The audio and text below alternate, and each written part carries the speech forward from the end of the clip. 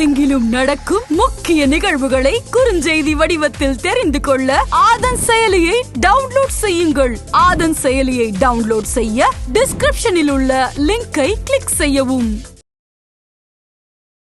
தமிழிசை சவுந்தரராஜன் சொன்ன கருத்து வந்து உண்மையான கருத்து, அதில் மாற்று கருத்து இல்லை. ஆனால் ஒரே ஒரு மாற்று கருத்து எனக்கு என்னென்னா, அண்ணாமலை வந்ததுலேருந்து தான் சமூக விரோதிகள் எல்லாம் பதவி கொடுத்து வச்சுருக்காங்க, குற்றப்பின்னணி உள்ளவங்கெல்லாம் பதவி கொடுத்து வச்சுருக்காங்க அப்படின்னு ஒரு கருத்தை சொன்னாங்க. அது எல் முருகன்லேருந்தே வந்துருச்சு.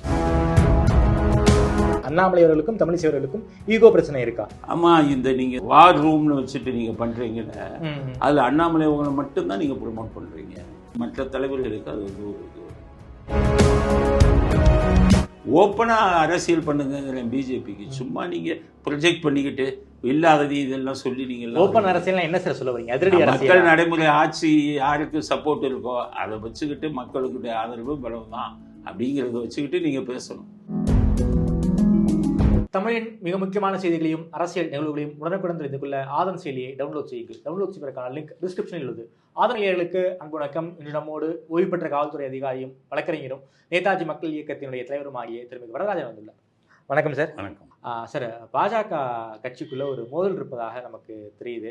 மாநில தலைவர் அண்ணாமலை அவர்களுக்கும் முன்னாள் மாநில தலைவர் தமிழிசை அவர்களுக்கும் ஒரு கோல்டு வார் போயிட்டு இருப்பதாக நமக்கு தெரியுது. குறிப்பாக அண்ணாமலை அவர்கள் நாங்கள் அதிமுகவோடு கூட்டணி வைக்க மாட்டோம்னா சொல்லியிருக்காரு. இது அவருடைய தனிப்பட்ட கருத்து அப்படிங்கிற ரீதியில் தமிழிசை அவர்கள் சொல்லியிருக்காங்க. இந்த ஸ்டேட்மெண்ட்டை எப்படி பார்க்குறீங்க? பாஜகக்குள்ளே என்ன நடந்துகிட்டு இருக்கு சார்?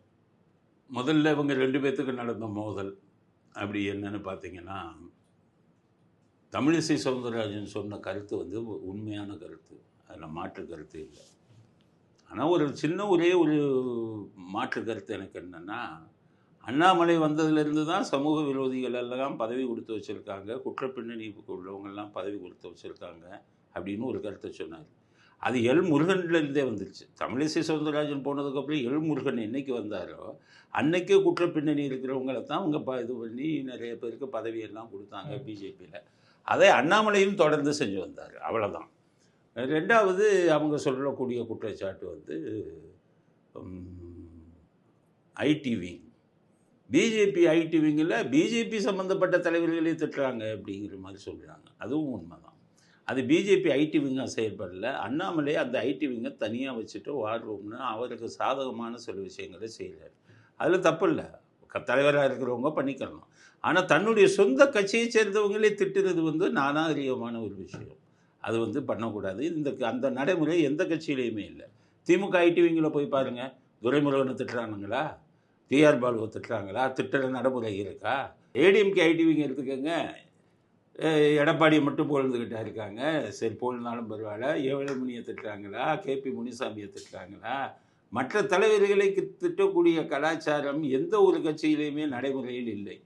ஆனால் அது பிஜேபியில் தான் அது நடைமுறையில் இருக்குது. அது வெக்கக்கேடான விஷயம். அதனால் இதை வந்துக்கிட்டு இவங்க சொன்னதில் வந்து எந்த வித தப்பும் இருப்பதா தெரியலை. ஆனால் என்னென்னு கேட்டிங்கன்னா, இதை வந்து பொதுவெளியில் சொல்லாமல் அதை வந்து ஒரு புகாராக மத்திய தலைமைக்கு அவங்க அனுப்பியிருக்கலாம். பொதுவெளியில் சொன்னதுனால இப்போ பிஜேபிக்குள்ளே ஒரு பெரிய பனிப்போர் நடக்குது அப்படிங்கிற மாதிரி ஒரு எண்ணம் எல்லாருக்கும் வந்துருச்சு. அதை வேண்டுமானால் தமிழிசை தவிர்த்திருக்கலாமே ஒழிய, அவர்கள் சொன்ன கருத்து பொய்யே, அது தப்பான கருத்துன்னு யாருமே சொல்ல முடியாது, எல்லாருக்குமே தெரியும். ரெண்டாவது கூட்டணி அதிமுக இல்லைன்னு சொல்கிறாருன்னு வச்சுக்கோங்க. அவங்க சொல்கிறபடி அது அண்ணாமலை முடிவு பண்ண முடியாதுல்ல. கூட்டணியை பற்றி எப்போவுமே மத்திய தலைமை தானே முடிவு பண்ணணும். சரி, அண்ணாமலை முடிவு பண்ணுறாருன்னா அதுக்கு லாஜிக் வேணும்ல. நீங்கள் என்ன ஓட்டு பர்சன்டேஜ் வந்து பெரிய அளவுலையா எடுத்துட்டீங்க? 3% 11% வந்துருக்காங்க. இல்லை, போன பஞ்சாயத்துலேயே 7% அவங்க 7%. இந்த 11 உங்களுக்கு ஒன்று சொல்கிறேன். ஒரு கட்சிக்கு எனக்கு இத்தனை சதவீதம் இருந்ததுன்னு எப்போ சொல்லலாம்னா, தனியாக நின்னா தான் அது வந்து உண்மையாக பெர்சன்டேஜ். நீங்கள் கூட்டணியில் ஒரு 4-5 பேர்கிட்ட சேர்ந்துட்டு அதெல்லாம் கணக்கு பண்ணி ஏன் பெர்சன்டேஜ் இவ்வளவுங்கிறது தப்பான கணக்கு. அது இப்போ சீமானுக்கு சொல்கிறாருன்னு வைங்க, 7%, 8%, அது சரி. ஏன்னா சீமான் மட்டும் அவர் கட்சி மட்டும்தானே நிற்கிது, கூட்டணி கட்சிகள் இருக்கா?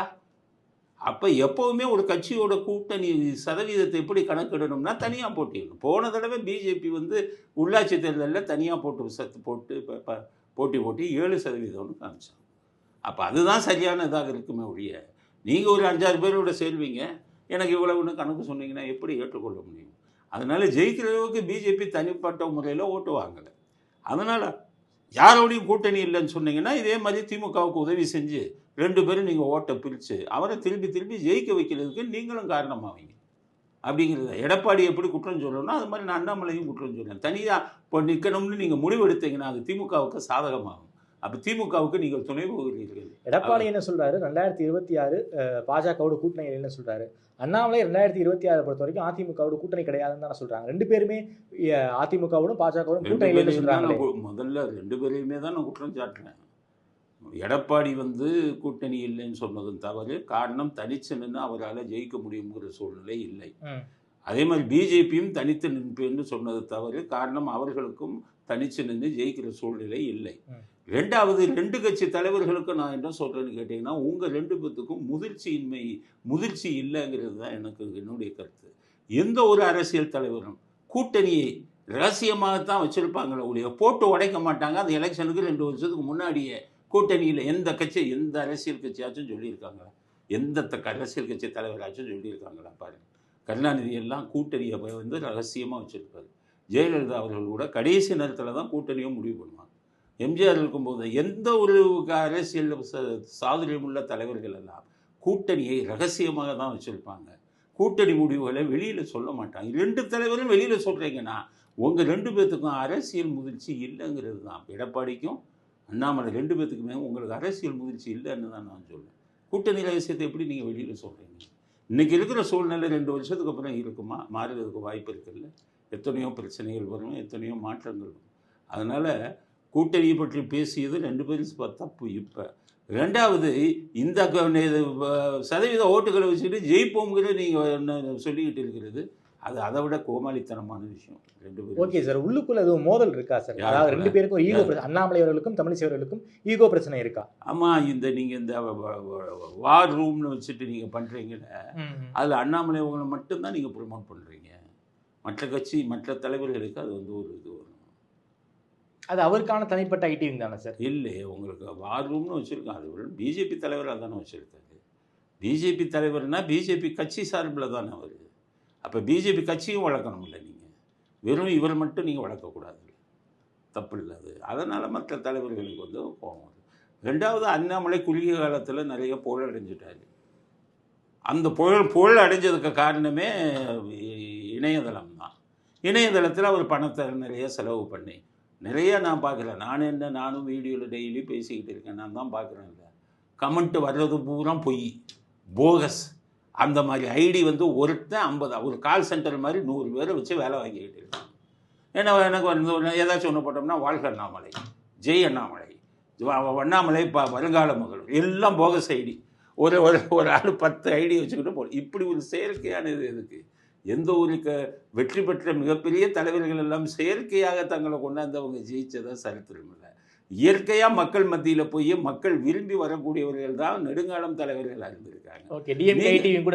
ஆமாம், இப்போ நீங்கள் இதில் போய் பாருங்கள், டிஎம்கே ஸ்டாலின் வாழ்கன்னு ஒரு 100 பேர் போடுறான்னு பாருங்கள். நீங்கள் அவன் திட்டுவான் மற்றவனை, ஏதாச்சும் திமுகவை தாக்கி பேசினா திட்டுவான், இதெல்லாம் பண்ணுவான், அவ்வளோதான். இப்போ நான் திமுகவை படுமோசமாக விமர்சிக்கிறேன். ஆனால் என்னை திட்டி திமுக ஐடிவிங்களை போடுறான்னு பாருங்கள். நீங்கள் போட மாட்டான், போடுறதில்லை. காரணம் விமர்சனங்கள் அவங்க இதாக எடுத்துக்கிறாங்க. ஸ்டாலின்கிட்ட உள்ள மோசமான குணங்கள் நான் நிறைய பேசியிருக்கேன். அவர்கிட்ட உள்ள நல்ல குணங்கள் சில இருக்குது. அதில் ஒன்று விமர்சனங்களை அவர் பொருட்படுத்த மாட்டார், விமர்சனங்களை பெருசாக எடுத்துக்க மாட்டார். ஆனால் பிஜேபியில் அப்படி இல்லை. நீங்கள் விமர்சனம் பண்ணிட்டீங்கன்னா 100 பேர் உங்களை திட்டுவான். அப்படின்னா என்ன நினைக்கிறாங்கன்னா உங்களை பேசவே கூடாது, விமர்சனமே பண்ணக்கூடாது. அந்த மாதிரி அதே சமயத்தில் நீங்கள் ஆதரவாக பேசிட்டீங்கன்னா ஒரு 500 கமெண்ட் வரும், எல்லாம் பிஜேபிக்காரங்க. அப்போ தான் நீங்கள் அடுத்த தடவையும் ஆதரவாக பேசுவீங்க. இந்த மாதிரி ஒரு செயற்கை இது உருவாகிட்டு இருக்காங்க. அதைத்தான் நான் சொல்கிறேன். இல்லை, உள்ளதுலேயே ஐடி இதில் மோசமான ஐடி டீம் எதுனா பிஜேபி ஐடி டீம். ஏன்னா செயற்கையாக அண்ணாமலையே நடைமுறை சரியில்லைன்னு சொல்கிறீங்களா சார்? அவங்களுடைய இது இந்த மாதிரி ஒரு செயற்கையான ஒரு விளம்பரம் இருக்கக்கூடாது, இயற்கையாக இருக்கணும். உங்களை மக்கள் நேசிக்கணும் இயற்கையா. அதுதான் உண்மையான செல்வாக்கா இருக்க முடியும். உங்க பார்வையின்படி தமிழ்நாட்டில் பாஜக வளர்ந்துருக்கா இல்லையா சார்? இல்லை, 1% 2% கூடும் குறையுங்க. இது அப்போ உள்ள சூழ்நிலையை பொறுத்தது. நீங்கள் பாஜக ஆட்சியை பிடிக்கும் அளவெல்லாம் இங்கே வளரல. நான் ஒரு மாதத்துக்கு முன்னாடி பேட்டி கொடுத்தேன் இதில். அப்போ என்ன இது பண்ணோம், நிறைய பேர் கேட்டுக்கிட்டே இருந்தாங்க, உங்கள் கருத்து கணிப்பு என்ன கருத்து. என்னுடைய கருத்து கணிப்பு 40 திமுக தான் வரும், அண்ணாமலை தோற்று போயிடுவார்னு சொன்னோம். உடனே பிஜேபிக்காரங்கெல்லாம் ஐயா அப்படி சொல்கிறீங்களா, அப்போ புலம்புனாங்க. அதுக்காக உங்களை திருப்திப்படுத்தணுங்கிறதுக்காக இல்லாதையும் பொல்லாதையும் நான் சொல்ல முடியுமா? எப்படி சொல்ல முடியும்? என்ன சொல்கிறீங்க? உள்ளது தானே சொல்ல முடியும். ஊடகம்னா என்ன, உள்ளது சொல்ல முடியும். நான் 1 மாதத்துக்கு முன்னாடியே 40 போயிடணும். இதுக்கெல்லாம் அரசியல் கணக்கு இருக்குது. இவங்க போடுற கணக்கே வேறு. அரசியல் அந்த கணக்கை ஸ்டாலின் சரியாக போட்டாரா? என்ன, ஸ்டாலினுக்கு கணக்கெல்லாம் போட தெரியாது. இருந்தாலும் அரசியல் இது இருக்குது பாருங்கள். அவங்களுடைய ஒரு தொகுதி நிலவரம், மாவட்ட செயலாளர்கள் சொல்கிறது, இதெல்லாம் வச்சு இது பண்ணும்போது அவருக்கு சரி, நமக்கு சாதகமான சூழ்நிலை வரும். இப்போ திமுகவில் ஒரு மாவட்ட செயலாளரை போடுவாங்க. எலெக்ஷன் வந்துருச்சுன்னா மாவட்ட செயலாளர் எலெக்ஷனுக்கு முன்னாடி மாவட்ட செயலாளர் என்னென்ன கான்ட்ராக்ட்லேருந்து லோக்கல் கட்ட பஞ்சாயத்துலேருந்து சம்பாதிப்பான், கண்டுக்கவே மாட்டார். கருணாநிதியும் சரி ஸ்டாலினும் சரி. எலெக்ஷன் வந்துட்டால் சொல்லிடுவாங்க, உன் மாவட்டத்தில் ஜெயிக்கலைன்னா நீ காலி. சம்பாதிச்சவங்க பூரா அவன் செலவு பண்ணுவான், உயிரை கொடுத்து. ஏன்னா அடுத்த மாவட்ட செயலாளரை நம்ம இருந்து ஆகணுமேனு 5 கோடி ரூபா சம்பாதிச்சா 10 கோடி செலவு பண்ணி அவன் ஜெயிக்க வச்சிடும். ஸோ அவங்களுடைய வெற்றிக்கு காரணமே இதுதான். அந்த லெஃப்டினன்ட்னு சொல்லுவாங்கள்ல, குட்டி தலைவர்கள், அவங்கக்கிட்ட பொறுப்பை கொடுத்துருவாங்க. அவன் போய் கள்ள ஓட்டு போடுவையோ இல்லை பணத்தை நீ கொடுப்பையோ அடியாளுகளை வச்சு இது போட்டு என்ன பண்ணுவேன்னு தெரியாது, ஜெயிக்கணும் அப்படி அவஸ்தானம் தூக்கிட்டாங்க. என்னென்னு கேட்டிங்கன்னா விழுப்புரத்தில் ஓட்டு இது பண்ணுறதுல பிரச்சனை. ஸோ இப்படி வச்சு அவங்க ஒரு டிசிப்ளினாக கொண்டு வர, அதாவது இன்டிசிப்ளின் பார்ட்டி, ஒழுக்கமில்லாத பார்ட்டி, ஆனால் ஒழுங்குமுறை ரொம்ப கரெக்டாக ஃபாலோ பண்ணுவான் அந்த எலெக்ஷனில். அதனால தான் அவங்களுடைய இதுக்கு காரணம். இவங்க முன்னாடியெல்லாம் எடப்பாடி நிற்க முடியாதுங்க, இவங்க முன்னாடியெல்லாம் அண்ணாமலைலாம் நிற்க முடியாதுங்க. அது வேறு கதைங்க. இவங்களுக்கெல்லாம் அதுக்கான அனுபவம் இல்லை, அதுக்கான பணம் இதுவும் கிடையாது. இவங்களெல்லாம் நிற்கவே முடியாது. அவங்க இதுவே வேறு, அவங்களுடைய அரசியல் கணக்கே வேறு. அதனால தான் சொல்கிறேன், 2 பேரும் சேர்ந்தீங்கன்னா இது உண்டு. சேரலையா, ஸ்டாலினுக்கு 2 பேரும் சேர்ந்து போய் மாலை போட்டு மறுபடியும் இப்போவே அடுத்த முதல்வர்னு கொடுத்துட்டு வந்துருங்க. இதே தான் வேலுமணியும் சொல்லியிருக்காரு. ஒருவேளை அதிமுகவும் பாஜகவும் கூட்டணியை வைத்திருந்தால் 20 தொகுதிகள் வரைக்கும் ஜெயிச்சிருப்போம். கூட்டணி முறிவுக்கு காரணம் அண்ணாமலை தானே வேலுமணி அவர்கள் பேட்டி கொடுக்குறாரு சார். ஆமாம், அது உண்மைதான். ஆரம்ப கட்டத்தில் அண்ணாமலையின் பேச்சுக்கள் தான் கூட்டணி முறிவுக்கு காரணம். அவர் வந்துட்டு எப்போவுமே ஃபஸ்ட்டு முறிவு எப்போ வந்ததுன்னா டிஎம்கே ஃபைல்ஸ் அவர் கொடுக்குறாரு. அடுத்தவர் கேட்கும்போது அடுத்து ஏடிஎம்கே ஃபைல்ஸ் தான் கொடுக்க போகிறேன்னு சொல்கிறார். அப்படி சொல்லலாமா? நீங்களே ஒரு கூட்டணியோட, ஒரு கட்சியோட கூட்டணி வச்சுருக்கீங்க, குற்றச்சாட்டு ஆளுங்கட்சி மேலே கொடுக்குறீங்க. உங்கள் கூட கூட்டணி வச்சுருக்கிற உங்கள் கட்சியோடையும் உங்கள் மேலேயும் நான் குற்றச்சாட்டு கொடுப்பேன்னா எவன் உங்களோட கூட்டணியில் இருப்பான்? அவருடைய பேச்சு சரியான பேச்சா? அதுதான் முதல் முறிவு. அதுக்கடுத்தது பேசுனது பூரா அவர் அதிமுகவையும் எதிரியாக நினச்சிக்கிட்டு பேசுனீங்கன்னா உங்களுக்கு எங்கே ஓட்டு இருக்குது? இந்த 10% 11% சொல்கிறீங்களே, அதுவே சரியான ஓட்டு கணக்கு இல்லைங்கிறது தான். நீங்கள் தனியாக இல்லைங்க, அதுதான் ஓட்டு கணக்கு. அதனால் தன்னை ரொம்ப மிகைப்படுத்தி நினச்சிக்கிட்டாங்க பிஜேபி. அது கிடையாது. அண்ணாமலை வீக், இது இவங்க அதிமுக வீக்காக இருக்காங்க, அதில் மாற்று கருத்து இல்லை. ஆனால் அதுக்காக நீங்கள் பெரிய டாப்பில் இருக்கீங்கன்னு நினச்சிக்கிறீங்க, அதுதான் தப்புங்க. ரொம்ப நன்றி சார். குறிப்பாக தமிழ்நாடு அரசியல் பற்றி பல்வேறு கேள்விகளுக்கு ரொம்ப அறிவாக பதில் சொல்லியிருக்கீங்க. நேரம் கொடுத்து பேசினதுக்கு நன்றி வரராஜன். நன்றி.